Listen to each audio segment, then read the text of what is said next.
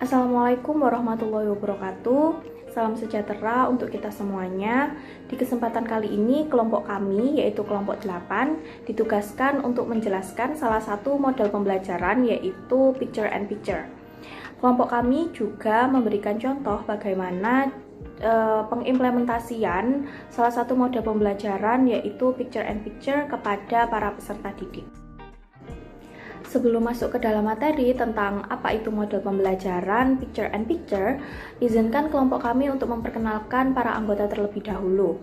Yang pertama yaitu ada saya sendiri, Diana Ayu Kristiarini, dengan NIM 210741671, dan juga dengan rekan saya yang bernama Salma Kotrunada dengan NIM 210741680. Baik, sebelum kita berlanjut ke slide selanjutnya yang membahas tentang model pembelajaran Picture and Picture, sebelumnya alangkah baiknya kita mengetahui tentang definisi dari model pembelajaran itu sendiri. Nah, model pembelajaran itu merupakan suatu kerangka kerja yang memberikan gambaran secara sistematis atau berurutan untuk melaksanakan pembelajaran agar dapat membantu para peserta didik untuk mencapai tujuan tertentu sesuai dengan keinginan yang ingin dicapainya. Nah, atau biasa dalam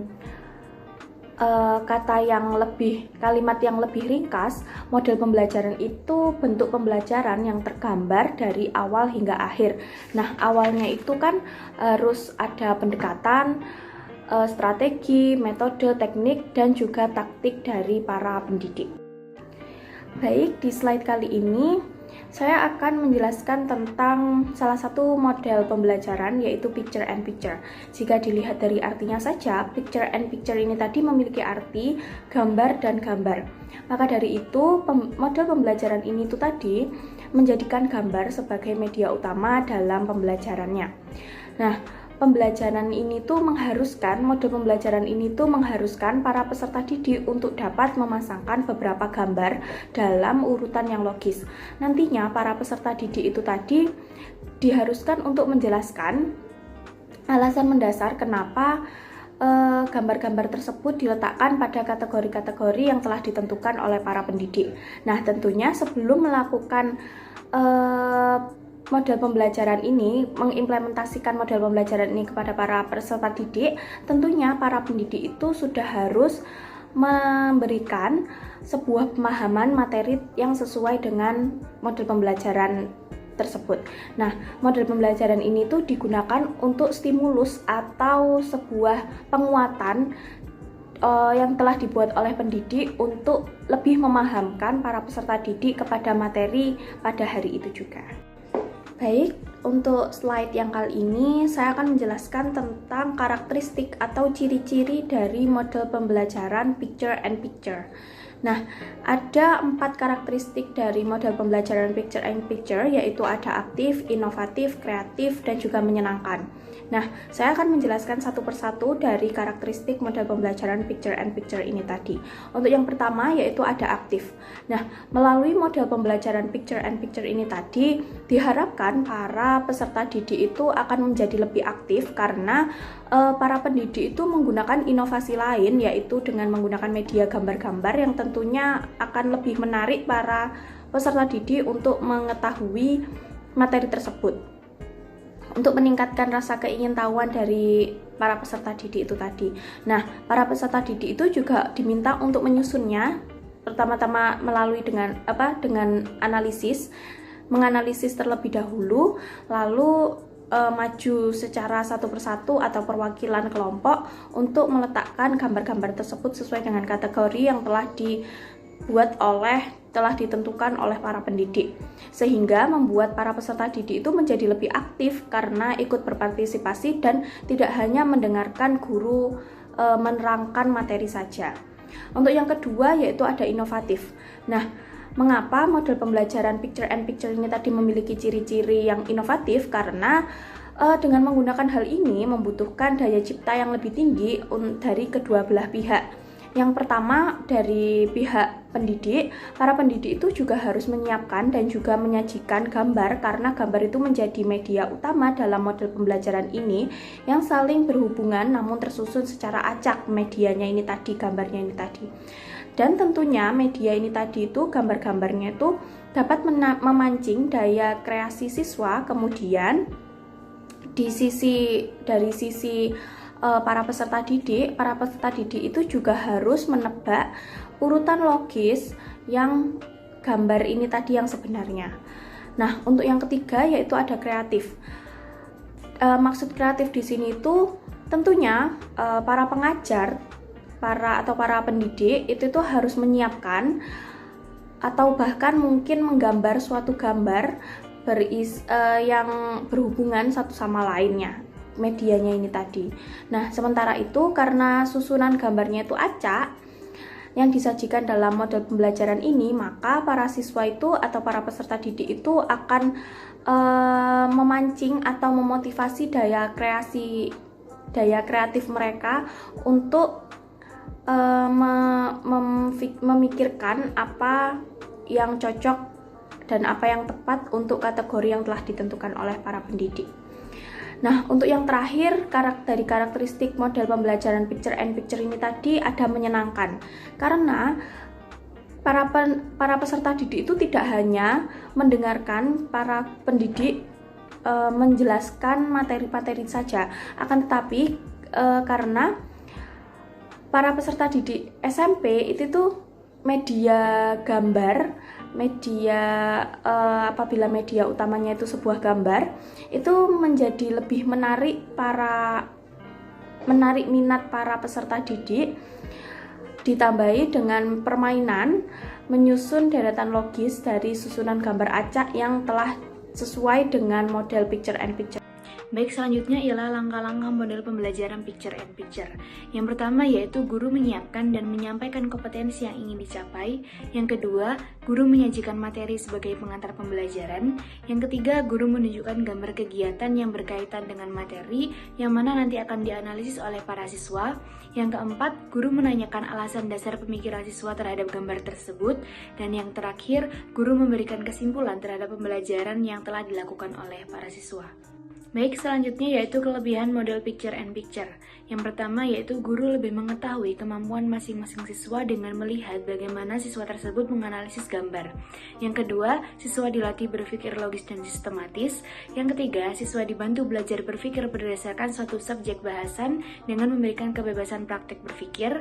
Yang keempat, motivasi siswa untuk belajar semakin dikembangkan. Dan yang terakhir, siswa dilibatkan dalam perencanaan kelas. Selanjutnya yaitu kekurangan model picture and picture. Yang pertama yaitu memakan banyak waktu dikarenakan setelah pemaparan materi masih ada kegiatan analisis gambar oleh para siswa. Yang kedua yaitu membuat sebagian siswa pasif. Yang ketiga munculnya kekhawatiran akan terjadi kekacauan di kelas. Dan yang terakhir kebutuhan akan dukungan fasilitas, alat, dan biaya yang cukup banyak. Berikut adalah video contoh model pembelajaran picture and picture. Selamat menonton. Bismillahirrahmanirrahim. Assalamualaikum warahmatullahi wabarakatuh. Waalaikumsalam. Baik, bagaimana kabarnya hari ini untuk anak-anak? Baik. Oke, ada yang masih ingat nggak pelajaran yang minggu kemarin Ibu jelaskan? Lupa. Kemarin itu kan pertemuan kemarin itu kan membahas tentang mobilitas sosial. Nah, mobilitas sosial itu yang gimana sih? Macam-macam sosial apa aja kemarin itu? Ya, mobilitas sosial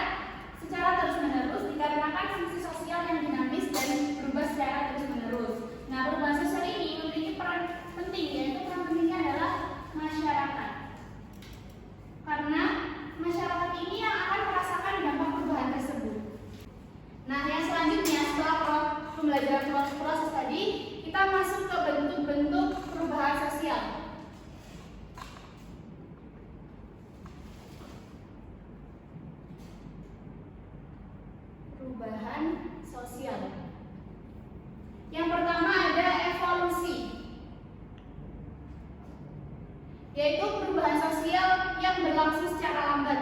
Seperti dulu manusia purba itu hanya berprofesi sebagai berburu dan melamun. Sedangkan kita kan sekarang sudah banyak profesi seperti polisi, TNI, guru, dokter gitu kan, membutuhkan waktu yang lama, berabad-abad. Nah, sekarang yang selanjutnya adalah revolusi. Di revolusi ini bertolak belakang dengan revolusi, yaitu memerlukan waktu yang cepat. Seperti kemarin saat ada pandemi COVID, sebelum ada pandemi COVID kan kita pembelajaran secara luring 100%. Namun setelah ada COVID kita jadi daring dalam jaringan seperti itu. Nah, selanjutnya ada bentuk perubahan sosial direncanakan. Nah, yang dibentuk perubahan sosial direncanakan ini terdapat pihak-pihak yang sudah merencanakan setahun, 2 tahun, bahkan berpuluh-puluh tahun ke depan untuk kesejahteraan hidup kita. Seperti contohnya, presiden membangun jalan di desa-desa atau kawasan yang mungkin dulu susah dijangkau. Jadi kan diberikan aspal agar kita itu gampang untuk mencapai tujuan tersebut. Untuk selanjutnya bisa dijelaskan oleh Budian. Baik, untuk yang selanjutnya, untuk perubahan sosial yang keempat itu ada perubahan sosial yang tidak direncanakan.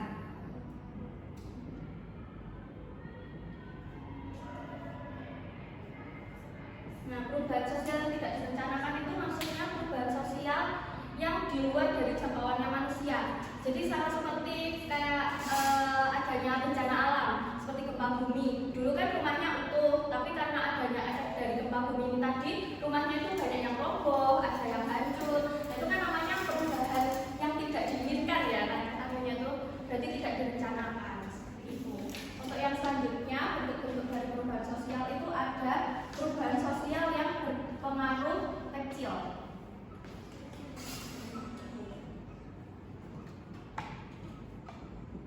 Nah, perubahan sosial yang berpengaruh kecil ini maksudnya perubahan sosial itu di dalam suatu masyarakat itu tidak terlalu memiliki pengaruh yang sangat besar, tidak mengganggu dari unsur-unsur struktural dari masyarakat tersebut. Contohnya seperti model dari pakaiannya orang tersebut, kan itu nggak terlalu mempengaruhi nggak terlalu mempengaruhi dari struktur masyarakat itu tadi. Nah, itu termasuk ke dalam perubahan sosial yang membawa pengaruh yang kecil. Untuk yang selanjutnya, yang terakhir yaitu ada perubahan sosial yang memberi pengaruh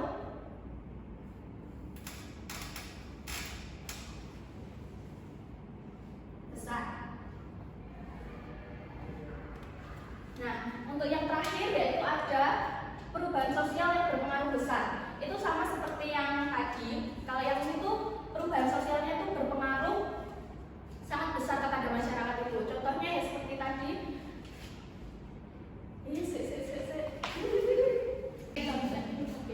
Untuk yang perubahan sosial yang membawa pengaruh besar ini tuh contohnya seperti HP.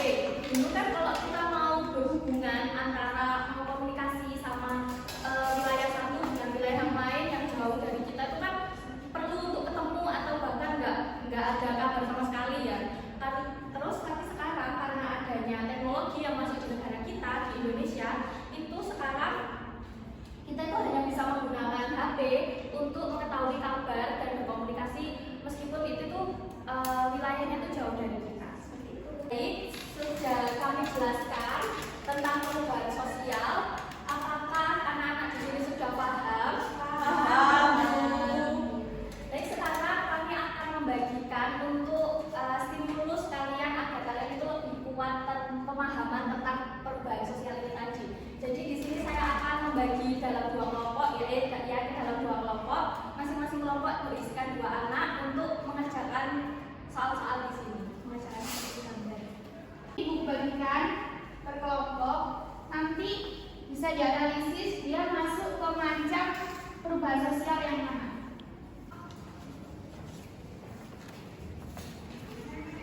Untuk anak-anak bisa mempersiapkan ya. Di sini ibu tuju untuk maju.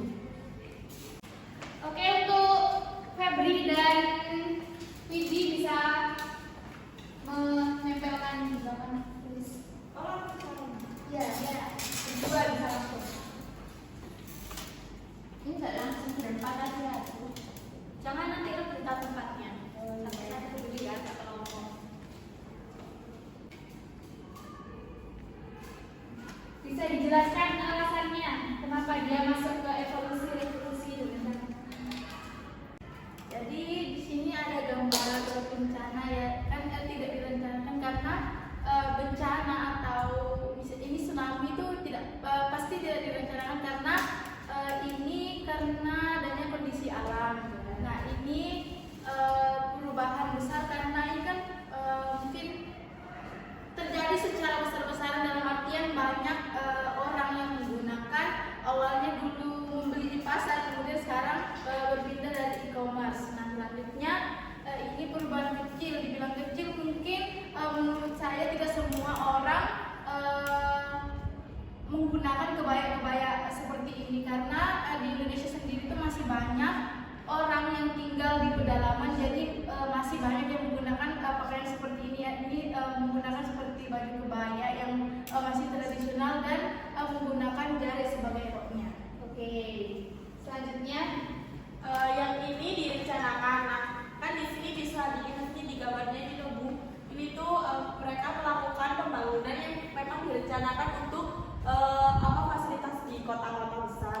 Nah, kalau yang ini masuk ke revolusi itu perubahannya cepat. Karena ini kan kerbau-kerbau ini digantikan ke mesin traktor ini, itu perubahannya cukup cepat. Nah, kalau ini kayak uang itu udah perpindahannya itu lama, karena dari uang ke kayak e-money itu kan juga membutuhkan waktu yang cukup lama. oke, terima kasih. Tepuk tangan untuk Bapak. Dipersilakan untuk Bapak selanjutnya.